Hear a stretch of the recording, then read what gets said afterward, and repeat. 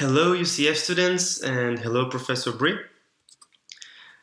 I was glad to hear that you played my lecture in your classroom, and I was really happy to see a bunch of very interesting and very to the point questions that you both recorded and wrote to me. And I would like to take this video right now and answer on as many of your questions as I will have time to. I don't promise to answer on all of them, but I will try to do as many of them as I can. I will start with playing the recorded questions and answering on them one by one, and then I will move on to the written questions. Ready? Let's start. Okay, so he'll explain what our project is, but our question is lies for mapping potential customers if there's no website similar to what we're looking for the target audience. So do you want to explain? Okay. Okay. So we plan to make GPS trackable stickers, which isn't a very popular item at the time. So we're going to target millennials and the younger generation because of the increasing technology. Okay, I will have to be honest, I'm not sure that I completely understand what your product is about or who is your target audience, but the answer is when you're targeting anybody, and actually it doesn't matter if they're young or old, you always need to try to look into what interests those people have and look for the places that will provide some information on those interests. So for example, even if you're targeting to very old people, you might be able to find them if you understand what those people are interested in. For example, you might look for some bridge or bingo clubs if you're looking for the very elderly population. At least that's what would work here in Denmark. Or you could try to look for particular types of sports that those people might still be doing. Or you might look into what kind of movies do people like to watch, or what kind of music do people like to listen to, and try to see what forums, discussion groups, even apps exist on those topics, because you most likely will be able to identify particular topics and particular niches where your target audience has the biggest interest, and if you go there, you're most likely to find people who are within your target audience. So again, I think that the key is always to look to really truly understand what are the interests and what is the motivation of your target audience. Question: when you're using the user mining method, what is the greatest timeline to use from start to end? I don't think that there is such a thing as the perfect timeline from start to end. Because eventually, when you do growth hacking, it's the same as doing marketing. Each case is very different from each other, and it very much depends on the platform and on the type of the activity that you're doing over there.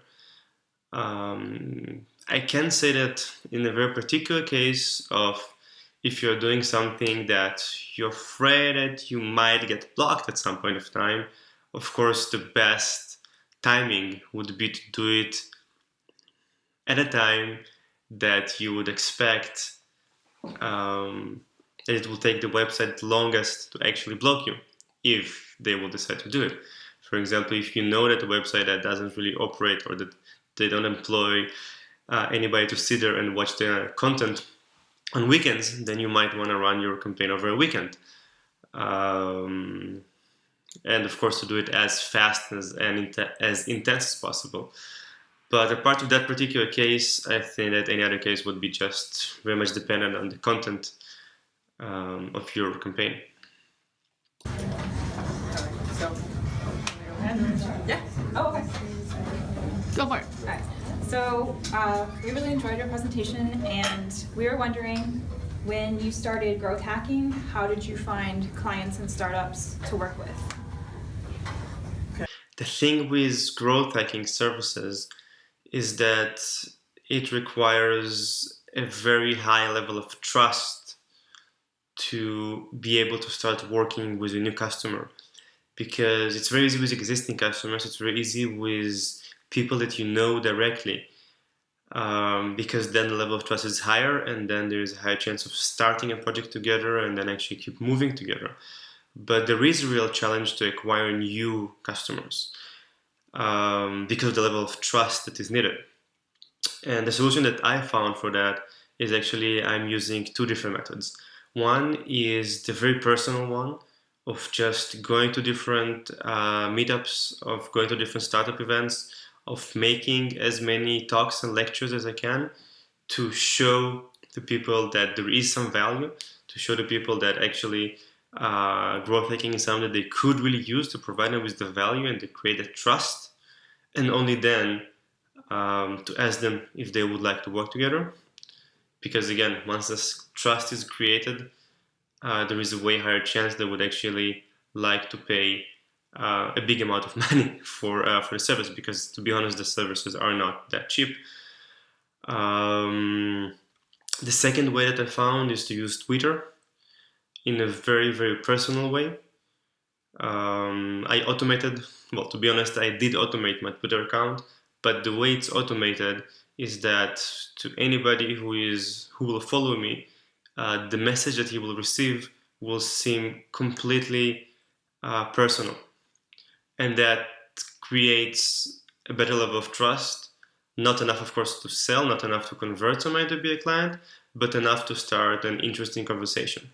One of the main thing that we are intrigued about is that what got you started in growth hacking? Like, what did something spark you, or like, were you? Is there something that got you passionate about and then start that whole process? Well, to be honest, I think that when I started with growth hacking, or when I started looking into it first, I don't think that the term growth hacking even existed, or not, at least not that I knew about it back then. Because what I actually started with, what I was really interested to find, is the answer on how a small business can start without having all the resources of the huge giants. Because already some years ago I realized that there is a very big gap between what we told and what is actually happening in reality. For example, one of the interesting things is that many people tend to believe that there is such thing as viral content. But in reality, the majority of the viral content starting as something sponsored, starting as something that there is lots of money invested into, and then there is some spark that makes it go viral. But it will never start by itself. And I realized that many of the successful startups nowadays started by finding not an amazing product, not an amazing idea, not even an amazing team, but a very unique way of spreading the word about the idea and about their product. And that's what I started looking into. I was really amazed about the new possibilities that the online world provides you, in the sense of how you could actually do the same or even better as the big companies, but without having their budget. Maybe even a bit exaggerating when I'm saying that, but it is a bit playing that little Robin Hood that have some kind of magic in his hands that can take something that is really dominated by lots of power and lots of money, and can bring it to the small startups and to the small businesses. I think that that's what it is all about for me, and that's why I'm so passionate about it. Hi, my question is, what was your most successful usage of growth hacking? I'm sorry, but I can't answer on that one on the recorded video. And then I had actually a more personal question here. In my business, I actually sell vacations, and I take my business outside of work. I created a Facebook page for it, and I do advertising on it. It doesn't really work too effectively, but I was thinking of a way that's possibly growth hacking I've done before, where I went on my competitors' pages and kind of spam their posts and everything. So I know it's kind of a gray line. I want to make sure that what I'm doing isn't technically illegal there, and I don't get like sued by a major cruise line or something. Say, hey, you weren't supposed to post on our page or anything here. So it's definitely some advice that would really help me. Okay, so I'm not really sure how to answer that one. First, I think that spamming is bad. If you start your question from saying, I'm doing some spamming, is that alright? The answer is definitely not. Spamming is not growth hacking. And second thing is the question of ethics. The question is what is ethical to do and what is not ethical to do. I'm not the one to judge you. And also have to say that I have no clue about American law. But what I can tell you is that in my personal beliefs, using or damaging a competitor in such a way is not ethical. Now, it's a different story if you take a website or a Facebook page of somebody who you don't compete with. In the sense of if you're, for instance, selling vacations and you know that, I don't know, let's say those are skiing vacations and you know that there is a big, a big Facebook page that sells skiing equipment, then you could go and try to do something over there.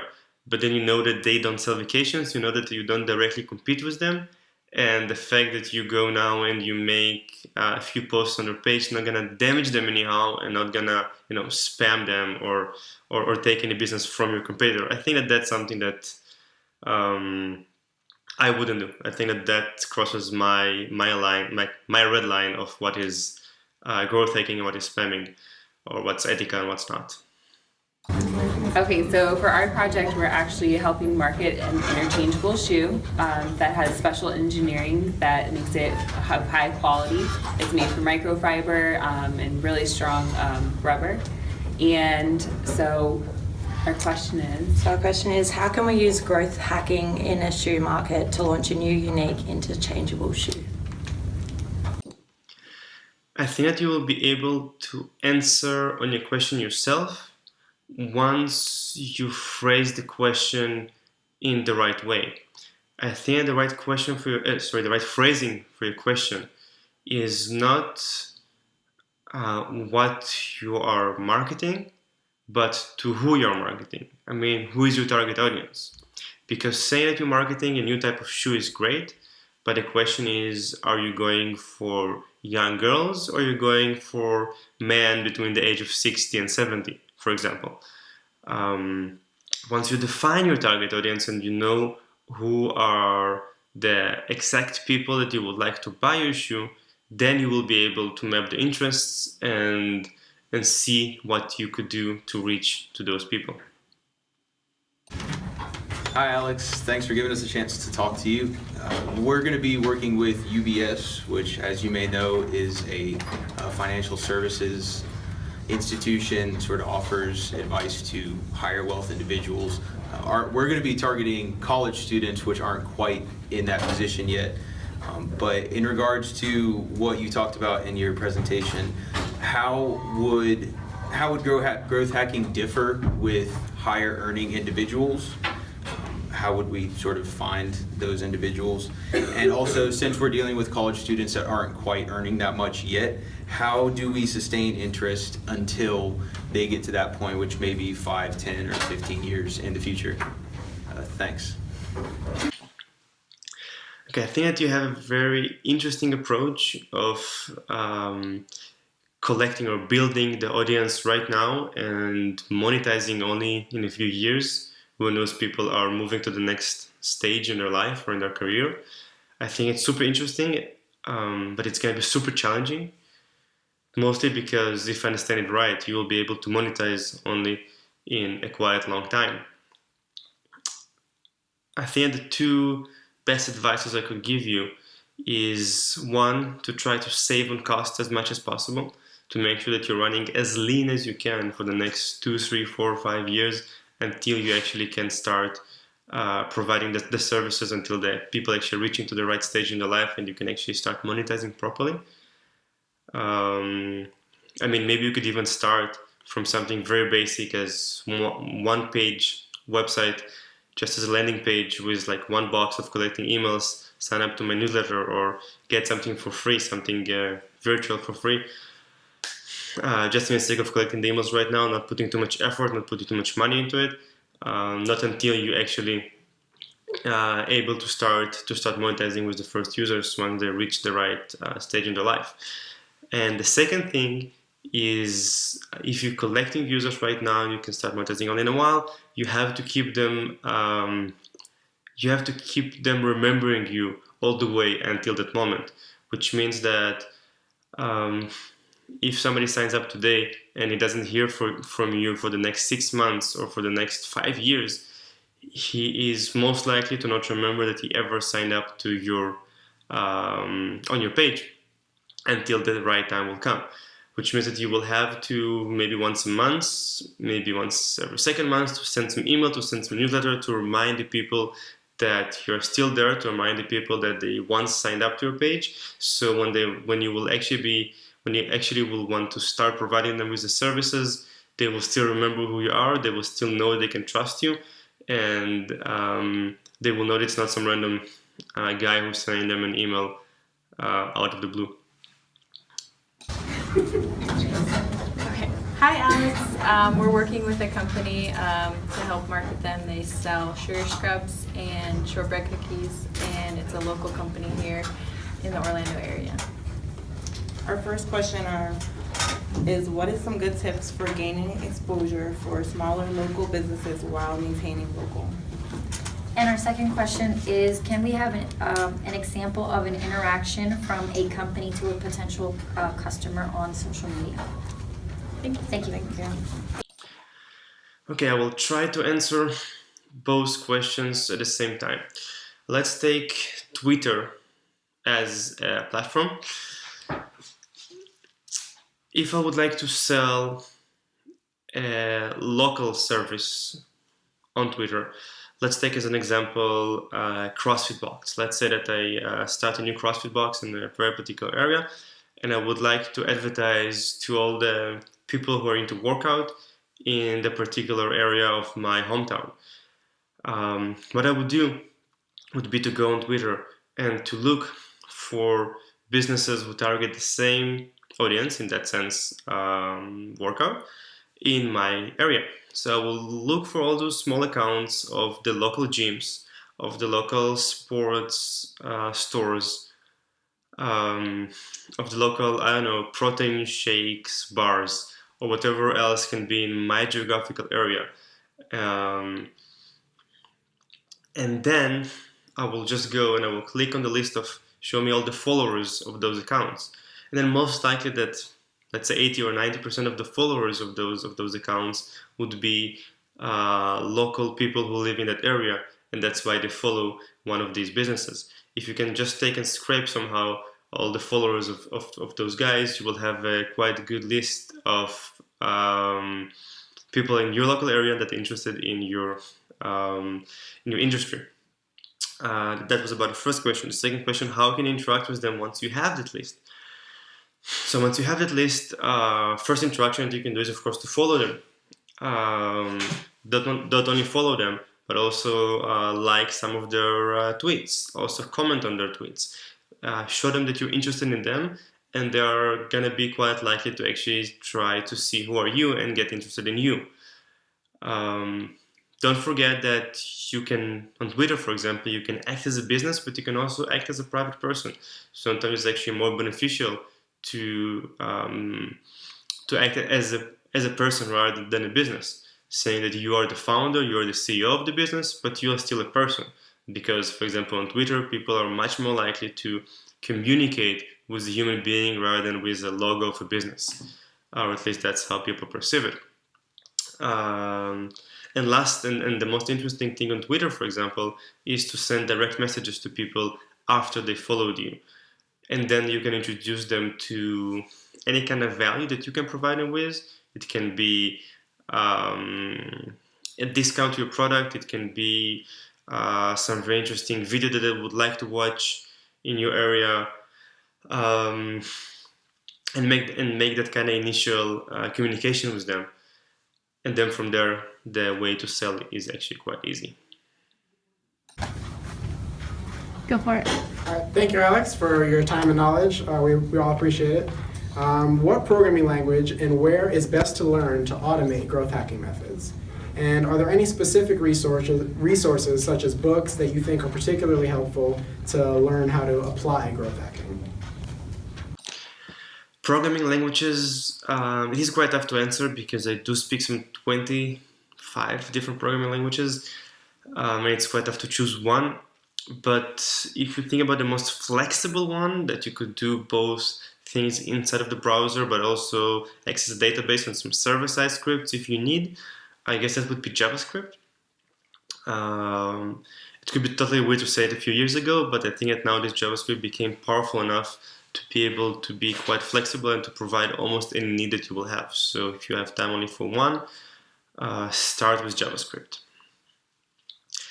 Growth hacking books. I don't think there are that many books written. Actually, I'm considering to start writing one myself at some point of time soon.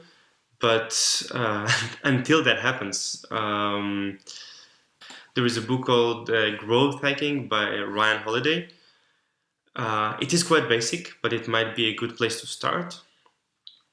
Another book that I can recommend is PayPal Wars, actually written some 10 years ago, but it's still quite unknown and it has lots of interesting information about how did PayPal start back in the days. And the third recommendation would be a book called A Gun in Battle of Knives, The Story of Gilad. It's a book written by an Israeli guy called Yoel Gat.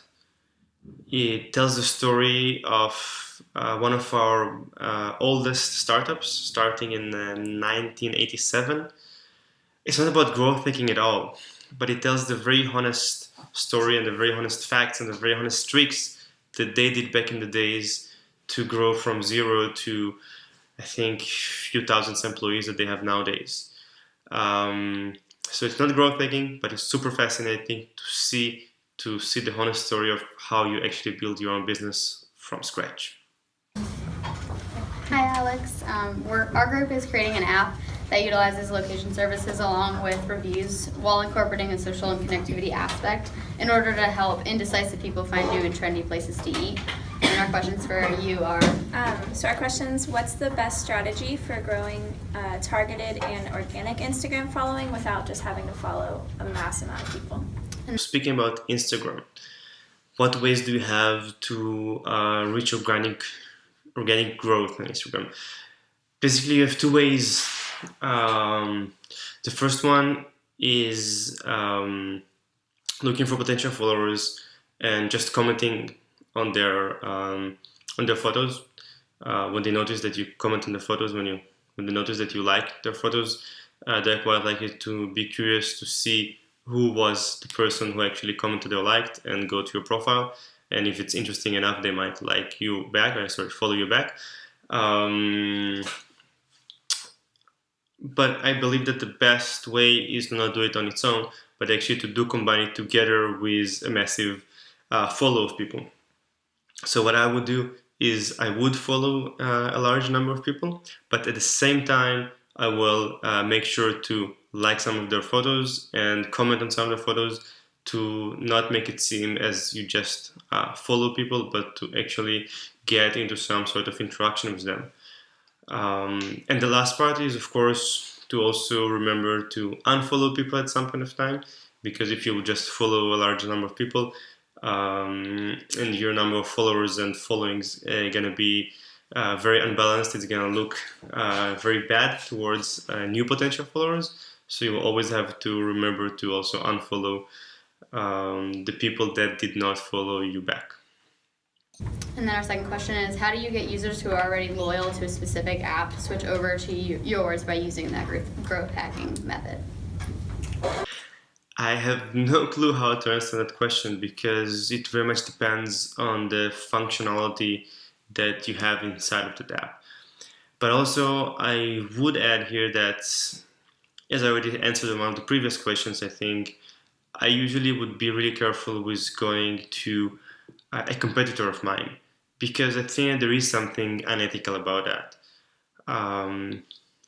I would say that if you have a different way, if you have a way of finding somebody who you don't directly compete with, try to bring users from there. I think that would be much more ethical approach, and I would definitely go for that rather than trying to steal users from one of my competitors. Alexander, I have a question.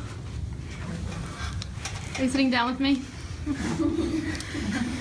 You mentioned in your lecture an instance where Alice Cooper advertised his tour by posing nude on the side of a truck and having a breakdown in the middle of a busy intersection. Now, if I were to pose similarly for the sake of our company and break down on a busy intersection on a Wednesday afternoon, possibly right outside the UCF campus, what legal repercussions could myself or my firm face? And is the momentum gained from all those new followers and all that new business gonna cover the legal fees? I love your question. And actually, I brought a story about Alice Cooper from a movie made about his manager. His name was Shep Gordon, and the movie called Supermensch. Really recommend, cool movie. But in the movie, when he tells that story, he actually says that the driver of the truck was promised that they will cover all the legal fees. They will make sure to get him out of jail quite fast if he will go to jail. It doesn't say what eventually happened, doesn't say if eventually he went to jail or not. But the point is that I think it depends on your financial calculation. There is no other way to play around with that. I mean, if eventually you want to promote your business and you're willing to take the risk and you think that the value that your business will gain out of it is high enough, then go for it. If I would go for it, I'm not sure, but I will leave it to your own calculation. Also, guys, I'm sorry, but I think that I'm running out of time. I didn't plan to have so many good questions, and I didn't plan to spend so much time on answering them, to be honest. We already reached around half an hour of this Q&A session, and I'm afraid that I will not continue now to the written questions as I planned. I will really try to get to answer them within the next few days, but I wouldn't like to promise that. So thank you so much for joining me. Thank you so much for now. Thank you so much for your questions. And have a great day and have a great next lecture. Bye-bye.